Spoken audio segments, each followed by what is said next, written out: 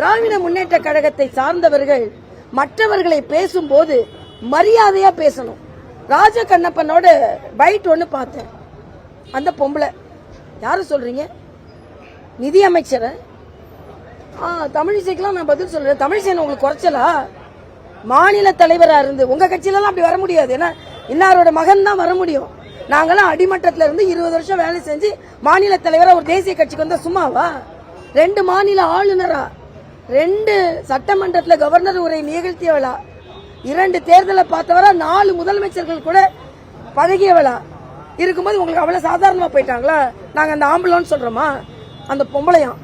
அப்ப உங்க மனசுல எவ்வளவு வக்கரம் இருக்கு பெண் தலைவர்களை பற்றி. இதுக்கு ஸ்டாலின் பதில் சொல்லணும். சும்மா ஏதோ இவங்களுக்கு தான் எல்லாம் பட்டா போட்டு கொடுத்துருக்க மாதிரியும் துரைமுருகன் சொல்றாரு. அவர் ஜெயிக்கிறதுக்குனே உள்ள தொகுதியா இது. மக்கள் ஓட்டு போடுறதுக்குள்ள அப்படி சொன்னாங்கன்னா எவ்வளவு அகங்காரம் இருக்குன்னு நான் சொல்றேன்.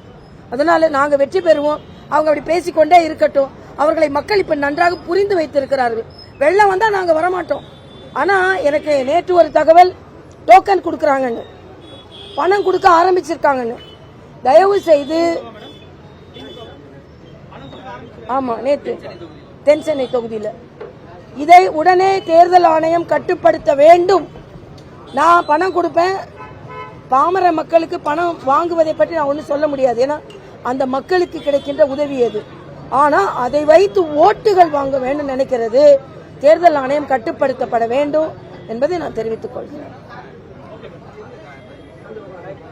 ஏன்னா ஓட்டு வாங்குற வேட்பாளர்கள் கூட இத மாதிரி குறுக்கு வழியில வராதுங்க. வந்தா அது ஜனநாயகத்துக்கு அடுக்காது. ஆனா நீங்க அதே மக்களுக்கு நாங்கள் முழுமையான உதவியை செய்வோம். நான் சொல்றேன், நான் வந்தா இங்க உள்ள பாமர மக்களின் பெண்களுக்கு தொழில் முனைவோர்களாக ஆக்குவதற்கு அவங்களுக்கு வாய்ப்பு கொடுக்கப்படும். முத்ரா வங்கி மூலமா தேடி தேடி அவர்களுக்கு லோன் கொடுத்து அவர்களை வேலை கொடுப்பவர்களாக நாங்கள் மாற்றுவோம். ஆக இப்படிப்பட்ட பெரிய திட்டங்கள்லாம் இருக்கு. ஏதோ ஓட்டு வாங்கிட்டு அதை பத்தி கவலைப்படாம இருக்கிறதுல. இன்னொன்னு, அண்ணன் துரைமுருகன் சொல்றாரு, தமிழச்சி பார்லிமெண்ட்டுக்கு போனா இங்கிலீஷ்ல பேசுவாங்களாம். தமிழ்ல பேசுவோம் சொல்லிட்டு இங்கிலீஷ்ல பேசுவாங்களாம்.